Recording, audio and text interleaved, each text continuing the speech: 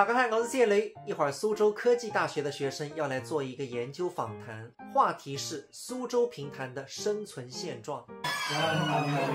请进，可以穿个鞋套在那。好，你们坐，虽然地方小，有座位还是要坐。苏州评弹的元素融入到一起，做成文创产品，苏绣，然后在上面绣一些评弹的乐器之类的。那我考考你，这个是什么乐器？你们其他人不要说，来，美女，你说这是什么乐器？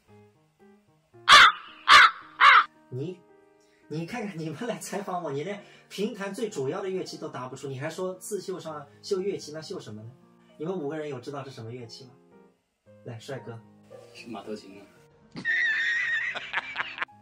马头琴，你想，你们作为这个要去参加一个比赛的，这是评弹最主要的乐器，3弦，知道吗？还好你们没说2胡，你说的马头琴也吓到我了。所以你们真的要多了解，不是为了去参加这个比赛，而来搞这么一次采访。你们是真正的要去喜欢。来，你下一个问题。那请问，就是您在传播评弹文化的这个过程中，就是说有没有一些特色或者是亮点？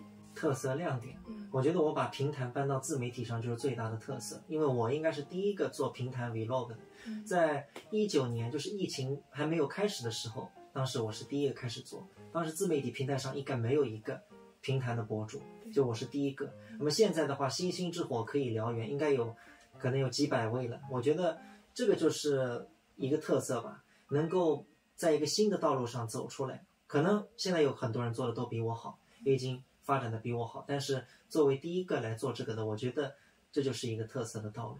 Later， 真的很让人着急啊！现在的大学生，既然说我的3弦是马头琴，但是我可以告诉大家，这就是评弹它为什么变成非遗的主要的原因，连现在智商最高的这一批人都搞不清楚。